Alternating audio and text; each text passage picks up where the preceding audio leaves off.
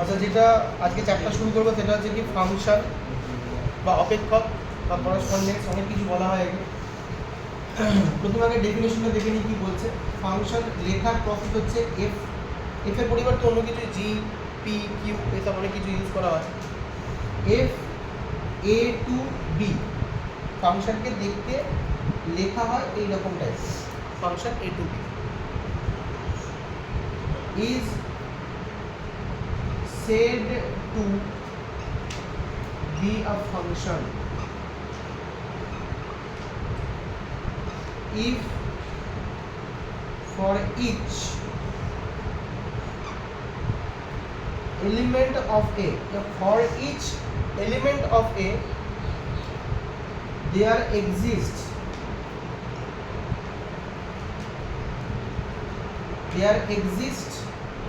an unique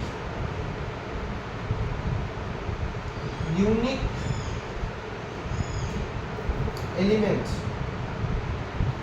বা unique এলিমেন্টের বদলে ইমেজ দিয়ে রাখতে পারি। ইমেজটা কি পরে বলছি। Image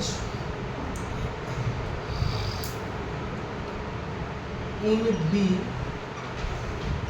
by the rule F. এই সেন্টেন্সটা লেখা হয়েছে যে F A to B is said to be a function, মানে এটাকে ফাংশন আমি তখনই বলবো for each element of A. এখানে এটা একটা সেট আর বিটা একটা সেট। এ সেটের যত কটা এলিমেন্ট রয়েছে বি সেটের মধ্যে এই এফ রুলের দ্বারা একটা ইউনিক ইমেজ পয়েন্ট পাবো আমরা। ইমেজ বলতে ইমেজটাও একটা এলিমেন্টকে ইমেজ বোঝানো হচ্ছে। মানে এই এফ রুল, যে রুলটা আমাদের কাছে অঙ্ক করার সময় প্রোভাইড করা থাকবে, এই রুলটা প্রোভাইড করা না থাকলে আমরা অঙ্ক করতে পারবো না। ওই এফ রুলটা দিয়ে এ সেটের যত কটা এলিমেন্ট আছে, ইচ অ্যান্ড এভরি এলিমেন্ট, কোনো একটা এলিমেন্ট বাদ গেলে সেটা ফাংশনই বলতে পারবো না। প্রত্যেক কটা এলিমেন্টের জন্য এফ নিয়মের দ্বারা যে আউটকাম আমার হাতে আসবে সেটা যেন বিতে ইউনিক হয়। ইউনিক কথার মানে কি, একটাই। প্রত্যেকটা পার্টিকুলার এলিমেন্টের জন্য যেটা এতে রয়েছে, এফ নিয়মের দ্বারা যে ইমেজ পয়েন্টটা আমার হাতে আউটকামটা আসবে সেটা যেন একটাই হয়, একের অধিক যেন না হয়। তখন সে এই ইউনিক কথাটার যে মানেটা সেটা ফল করে যাবে। কথা বলতে বললাম কি বলছি, একটা এক্সাম্পল দেওয়া যায়। ধরো এফ এক্স একটা রুল আমি তৈরি করে দিচ্ছি, বলছি এক্স স্কোয়ার প্লাস ওয়ান। এ সেটটাকে বলছি ধরো 1 2 3, আর বি সেটটা আমার ইচ্ছা মতো তৈরি করে নিলাম ধরো 2 3 4 5 6 7 8 9 10 11। এটা বি সেট তৈরি করবো। কথা বোঝা গেল? এ সেট আমি এটাকে লিখেছি, বি সেট এটাকে লিখেছি। এবার দেখো তো এ ডেফিনেশন কি বলছে, এ সেটের যত কটা এলিমেন্ট রয়েছে, কারা কারা রয়েছে। এ সেটের তিনটে এলিমেন্ট রয়েছে, দে আর 1 2 এবং 3। ওই 1 2 3 এলিমেন্টের জন্য আমি যদি এখানে ওই এক্স এর, এখানে এই যে এক্সটা দেখতে পাচ্ছি, সেই এক্স এর ভ্যালু সবসময় এ সেট থেকেই আসবে। যত কটা এতে এলিমেন্ট থাকবে সবাই এক একটা এক্স এর ভ্যালু। কি বলে বোঝা গেছে? যত কটা আমার এক্স এর এ সেটে যত কটা এলিমেন্ট থাকবে প্রত্যেক জোনায় এক একটা কার ভ্যালু, এক্স এর ভ্যালু। তো প্রথম এক্স এর ভ্যালু হিসেবে যদি 1 কে পিক করি, তাহলে আমরা ক্যালকুলেট করব f অফ 1 প্লাস 9। অলরেডি করেছি আমরা এই ধরনের জিনিসগুলো, বহুপদী সংখ্যা বলে একটা চ্যাপ্টার করতাম আমরা। এখানে এক্স এর মান হিসেবে যদি 1 পুট করি, এখানে কি হবে 1 square plus 1 that is equal two 2। তো আমরা এক্স এর মান এই এফ নিয়মটার মধ্যে বসিয়ে আউটকাম হিসেবে 2 পেলাম। এই 2টাকে বলবো ইমেজ পয়েন্ট। দেখো তো বিতে ইমেজ পয়েন্টটা আছে কিনা। বিতে ইমেজ পয়েন্টটা রয়েছে, যে আমি মার্কিং করে দিলাম একটা। সিমিলার কেস এক্স এর মান হিসেবে 1 কে চুজ করেছি, এক্স এর মান আরো দুটো রয়েছে, কারা কারা রয়েছে, দেয়ার 2 and 3। f of 2 is equal to কি হবে, 2l square plus 1 2 to the 4 plus 1 is equal to কত হবে 5। দেখো 5 এর এক্সিস্টেন্স রয়েছে এখানে। আচ্ছা f of 3 এক্স এর মান আরেকটা রয়েছে 3, সেই 3টা যদি এখানে বসাই 3 এর স্কয়ার 3 3 কে 9 রাখি কত হলো 10, সেই 10টা দেখো এখানে এক্সিস্ট করছে।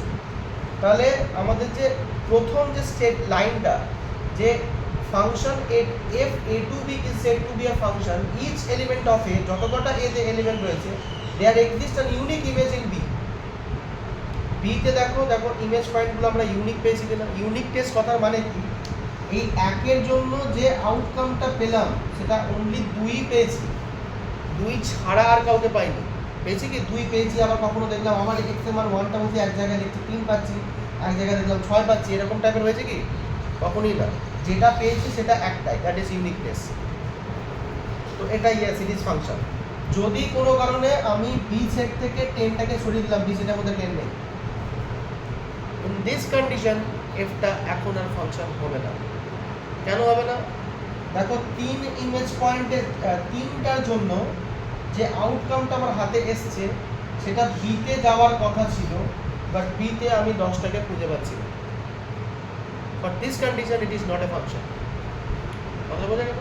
তো ফাংশন হতে গেলে এ সেটের মধ্যে এখানে যে সেটটাই থাকুক না কেন, সেই সেটের প্রত্যেক কটা এলিমেন্টের জন্য ওই ফাংশন নিয়মটার মধ্যে বসিয়ে যে আউটকামগুলো আসবে সেটা পরের সেটটার মধ্যে অবশ্যই থাকতে হবে। আপনার ধরো 10টাকে দিয়ে দিলাম, হ্যাঁ এখন এটা ফাংশন হয়ে রইল। এবার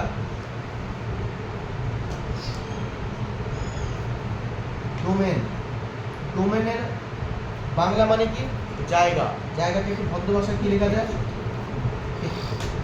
যদি জিজ্ঞাসা করা হয় যে এক্স এর মানটা কোন জায়গা থেকে নেব, কোনখান থেকে নেব বললাম? এ থেকে। তাহলে ডোমেন আমরা এ কে বলে রাখবো। ডোমেন কাকে বলবো? Domain always a. বা এর পরিবর্তে যে সেটটা আমাদের অঙ্ক করার সময় দেওয়া থাকবে সেই সেটটাকে আমরা ডোমেন বলে রাখবো। মানে এক্স এর মান আমাকে ওই সেটটা থেকে নিতে হবে। এবার এক্স এর মান এ সেট থেকে নিয়ে যে আউটকামটা এলো সেটা কোন জায়গায় গিয়ে যাচ্ছে? বি সেটে। ওই জায়গাটাকে আমরা নাম দেবো কি? কোডোমেন।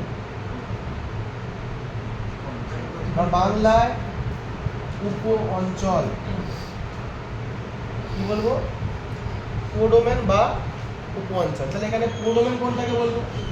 কোন জায়গায় গিয়ে ঢুকছে? বি সেটে গিয়ে ঢুকছে। সেই বি সেট গোটা সেটটাকেই বলবো কি আমরা? কোডোমেন। ক্লিয়ার? পাল্লার কথা একবার বললাম আমি, দুপ করে কি পিঠে একটা কিল মেরে দেবো? কোথা পাল্লার শব্দের কথা বুঝেছি আমি, যেটুকুনি বলছি সেটুকুনি দিয়ে দেবো। এক্স এর মান হিসাবে আমরা এ কে বসিয়ে যে আউটকাম গুলো পাবো, কি কি আউটকাম পেয়েছি? 2, 5 আর 10। এদের নিয়ে আমি একটা সেট তৈরি করতে পারবো, that will be known as range or পাল্লা। সেটটাকে রেঞ্জ করব। এক্স এর মান বসানোর পর যে আউটকাম গুলো আসবে সেই আউটকাম গুলোর নিয়ে যে একটা নতুন সেট তৈরি করতে পারবো সেইটাকে বলতে পারবো কি আমরা? পাল্লার। কিন্তু কোডোমেন কোনটা? এই ইমেজ পয়েন্টগুলো কোন সেটের মধ্যে ছিল? ইমেজ পয়েন্টগুলো 2, 5, 10 কোন সেটের মধ্যে ছিল? বি সেটের মধ্যে। বিটাকে আমরা বলবো কি? কোডোমেন।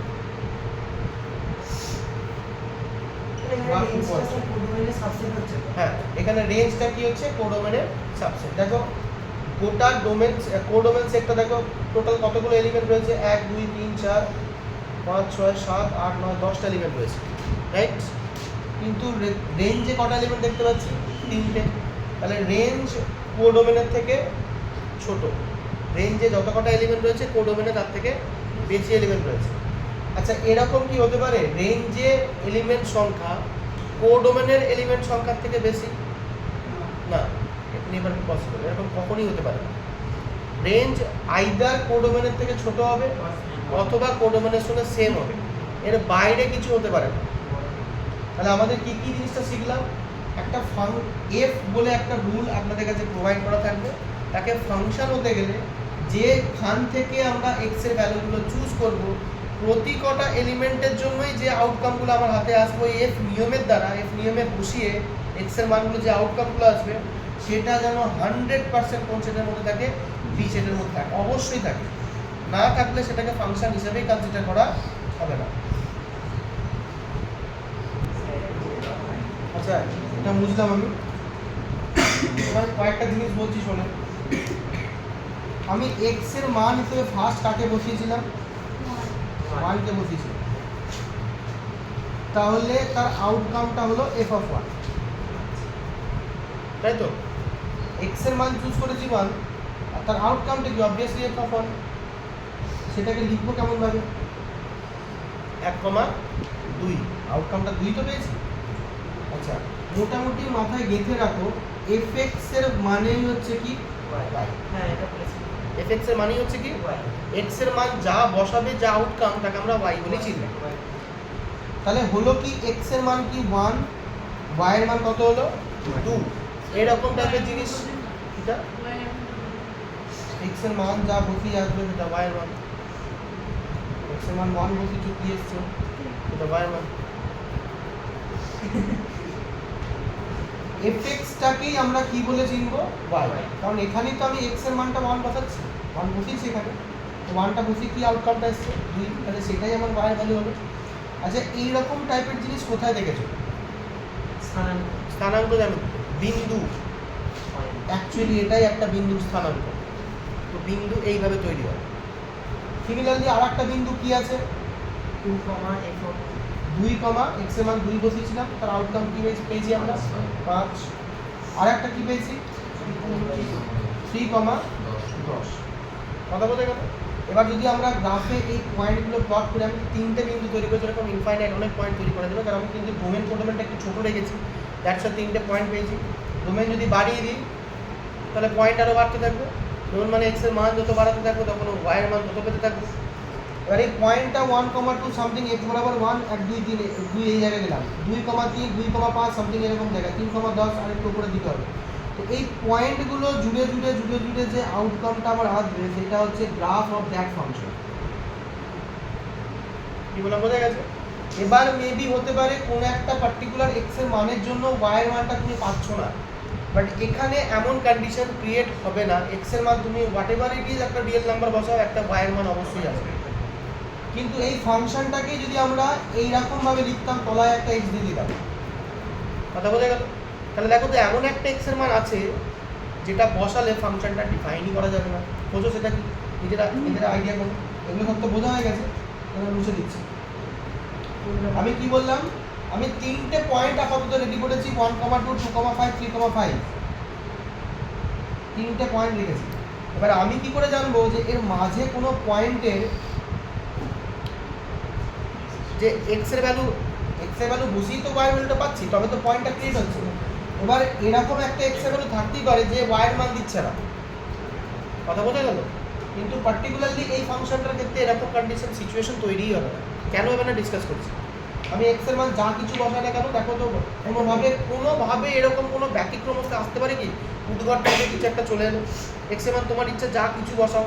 আমি এখানে আপাতত এক্স এর মান কত নিতে বলেছি? 1, 2, 3।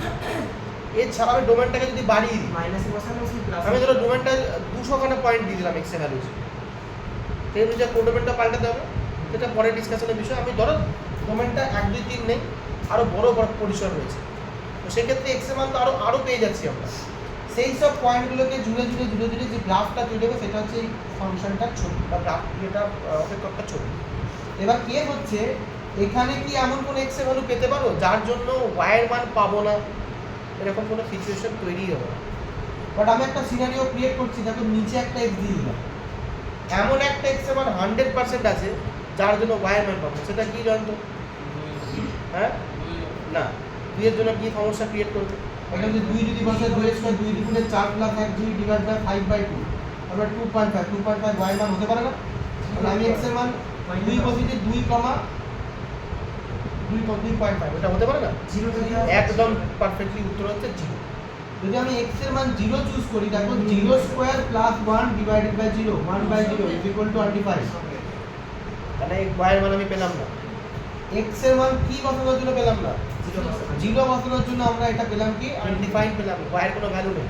তার মানে এই ফাংশনটা when is moving towards 0 সেখানে কিন্তু y এর মান নেই।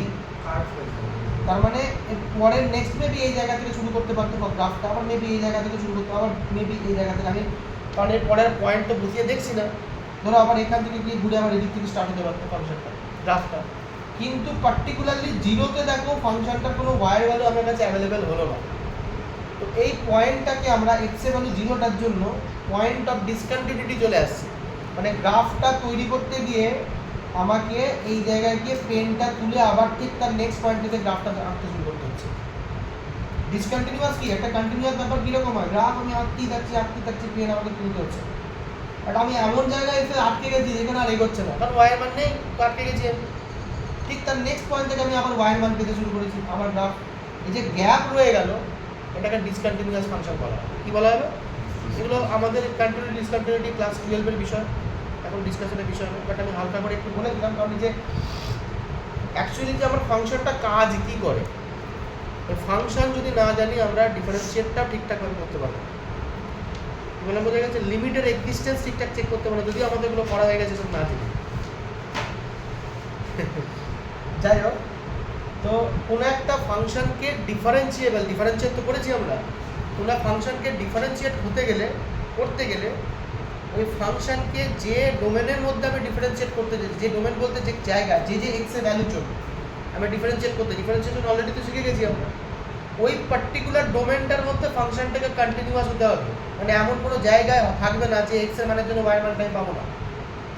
ফাংশনটাকে has to be continuous first to become differentiable. এগুলো বোঝা গেছে? ইন ইটস ডোমেন, মানে যে ডোমেনটা প্রোভাইড করা থাকবে।